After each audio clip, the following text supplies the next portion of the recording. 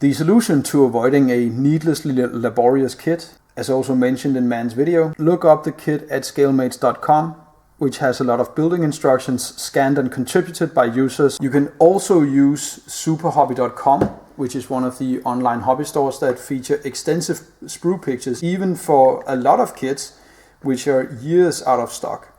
I'll show you an example of the Tiger One 6600, and if you scroll down you can see all these images all in high resolution, and there you go with the sprue pictures as well.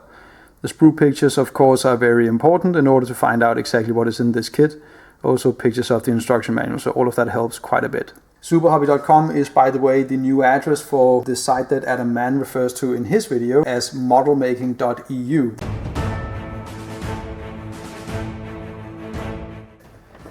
The first Imperial Series kit from 1993 was the Russian Su-76M self-propelled gun. It was kit number 9001.